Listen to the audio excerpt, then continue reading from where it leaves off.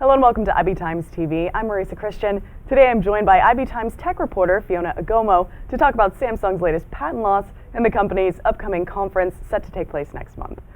Now, the Obama administration vetoed a ban on various Apple devices despite the ITC's ruling back in June that stated Apple infringed on one of Samsung's patents. What is the explanation behind this? All right, well, the Obama administration is really just trying to keep things fair. Samsung was suing Apple over what they considered patent infringement.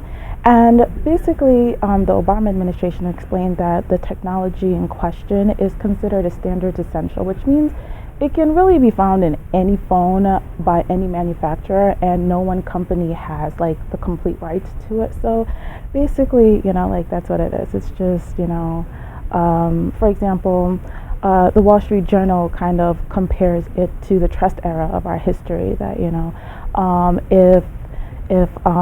if certain bans were put in place, then it would kind of just give certain companies an unfair advantage, and that could possibly affect the economy. It could affect how consumers purchase certain products. And, just keeping things fair.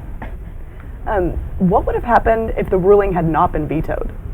Well, the products that were a part of the ban, that were supposed to be banned, were like older products. So, like right now we've got like the iPhone 5, the iPhone 4S. Those are like really hot products for Apple, but we have older products like the iPhone 4, the iPad, certain iPads, the iPhone 3G and 3GS.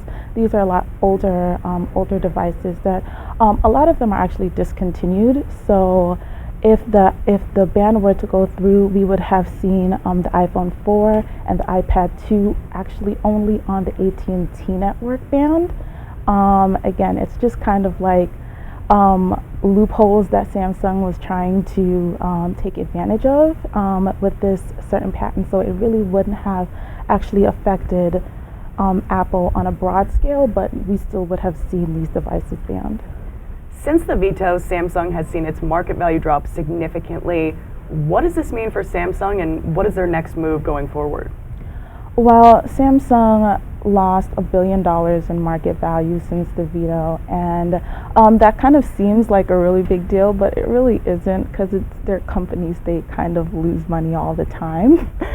But I do think that they're going to kind of proceed with caution in the future. They have decided to not go forward with similar patent suits that they had against Apple in Europe. So again, I think they're just going to kind of like be cautious with what kind of technicalities they try to take advantage of in the future. What can we expect to see at Samsung's press conference on September 4th? Well, Samsung's next Mobile Unpacked event is taking place in Berlin, and we're pretty sure we're going to see the Samsung Galaxy Note 3 unveiled. Samsung recently sent out some press invitations that said note the date. So they're pretty transparent with their hints. So we're pretty sure we'll see the Galaxy Note 3 unveiled. Well, Fionna, we look forward to the conference, and thank you for joining us. No problem.